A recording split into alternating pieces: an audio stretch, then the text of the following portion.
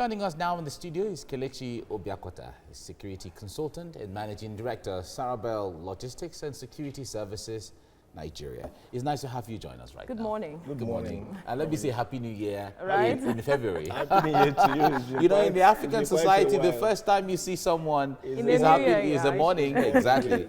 All right. Now, let's get to the issues right now. A lot of Nigerians who have been onlookers at the seeming face-off between the National Security Advisor and the Chief of Army Staff have said that this is going to spell doom and take its toll on security situation in the country. What do you make of this? Yeah, actually, it's a very critical situation. They ought to be working together. One ought to take advice from the other and direction from the other in order to arrest this critical security situation in the country. But their misunderstanding is going to dovetail down to the security architecture of the country and create a lot of imbalance. So I think the earlier they resolve their differences, the better for the nation. But what do you think is at the core of this issues? Well, Two strong generals from the same state who speak the same language, from the same area, who are supposed to understand, even beyond the issue of we're in the same government, they're supposed to be kinsmen who should understand each other better. Yeah, I think it's a personality clash or tussle, one. Two, also of the executive need to call them to order. I think there is need for executive instruction to each of them. They have their job definitions, they have their job details for each of them, so there is no clash if they follow their JD. But the point is that they are bringing their personality into their office and they're fighting for superiority, complex. I think that's what the issue is. But do you think that this might have been the issues that have been affecting our fight to end or tackle insecurity so far? We do not understand what was discussed in the meeting, but do you think that this were some of the issues that the president was trying to address to also see how we deal with the issues of insecurity head on? It's part of it. As a matter of fact, I think that meeting, though we don't know the details so far, I believe the president might have instructed them to play their roles. Because what is happening, what is playing out now is the fact that they are crossing each other's paths. And one person is supposed to take instruction from the other or advice from the other. National Security Advisor is supposed to be the one that should be able to tell the president of the security direction of the country, should be able to advise because he received all manner of information. These other people are, they are like managers, they are like the people in the field. I mean, the head of Chief of Army Staff, he's in the field, he's fighting. So he's supposed to take some information, instruction from the National Security Advisor based on the information that he has gathered. Because the nation is speaking to the National Security Advisor. People are writing memos to him and information is coming internationally and locally. So he should be able to guide the Chief of Army Staff on direction to fight the insurgents or the insecurity in the nation. If this is not resolved as soon as possible, what do you think can play out? Yeah, it will dovetail, like I said, there will be a lot of indiscipline within the system. That's what it means. There will be a lot of indiscipline, and of course we have started experiencing it for a long time, where, these days you see in social media, pictures of soldiers complaining, calling for assistance, calling for help. It's not supposed to be so, where we have a system. The military system is obey the last command, and it's a command system where you are not supposed to say anything except instructed to say or do. But whereas that military men have started going into social media to complain, the other day in Borno State, a few months back, the soldiers rioted, as the case may be. So this is coming from the leadership, because where they see that the people that are supposed to lead are having altercations, then they have no other option than to also speak out and let their voice to be heard. Right. All right. We have to leave it here now for now. Thank you very much, Kelechi Obiakwata, for coming on the program. Well, joining us now is Kelechi Obiakwata, security consultant and managing director, Sarabelt Logistics and Security Services Limited.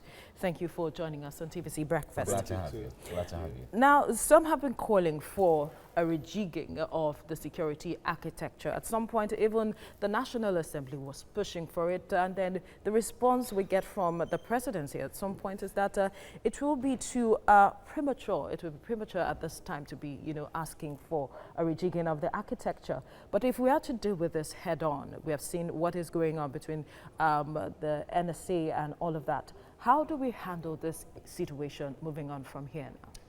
I think the situation now is a very good opportunity to actually review the security architecture of Nigeria. Because before now, we've had promises, especially with the issue of fighting the insurgents, the Boko Haram, that within a given period of time that they will be done away with. But that has not happened. Instead, Nigerians are suffering the more, and the insurgents is gaining more grounds, and of course is infiltrating almost every part of this nation. And so Nigerians feel that it's time to make a change, the necessary change in the leadership of the security architecture of the nation, and bring in new blood, maybe people who will have better plan and better alternatives to what we're having now, so that we can see a better and freer and secure Nigeria. So I believe that those people who are calling for this rejig, that they're doing the right thing, and the opportunity of the, let's say, misunderstanding or the altercation between the NSA and the Chief of Army Staff calls for it. Now, a lot of people have agreed that the capacity of the Nigerian security agencies to handle anything in security is not in doubt, because they have proven it time and time again that they have the capacity, they have the professional discipline, they have the know-how, they have the resilience, and they have the morale, if you put it that way. But and that manifests when they take on any assignment outside the shores of this country. It is the same military coming back to face Boko Haram.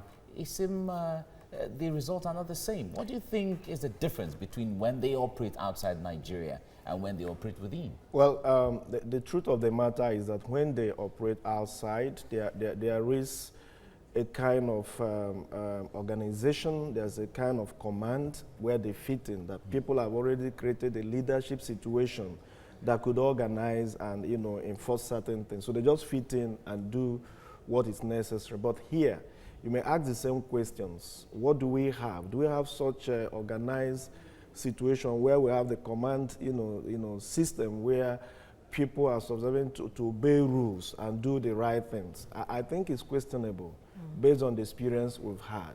So I believe that our system, like it's been, said, needs some rejigging. They need training. They need proper training. We need to, infuse new leadership blood into the system and restructure our military command system.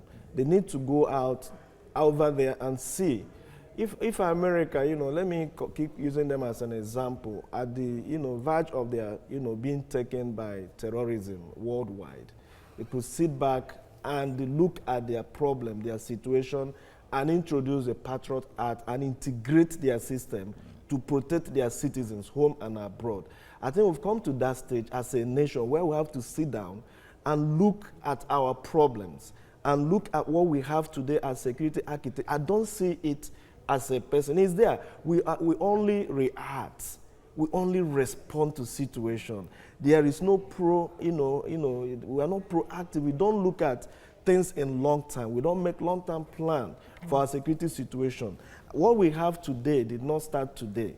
In fact, in criminology, the criminals go steps ahead of, the security organization of government. So already now, maybe Boko Haram, they have their own strategic plan, how to fight Nigeria. What is our strategic plan to dethrone Boko Haram and other insurgencies that are happening around the nation? We have the Boko Haram, we have the, the herdsmen, we have the kidnappers, we have the armed robbers, we have the ritualists, we have all kinds of groups. We have bandits. Bandits that are terrorizing Nigeria. What is our plan to take them one by one so that at the end of the day we'll have peace in this nation. We don't see it. So we need to introduce a group of leadership that will have security strategic plan. Right. We can name it anything, but it will show from step by step how we go about arresting our insecurity situation in this nation. All right, Kelechi Obiakwata, thank you so much for speaking with us.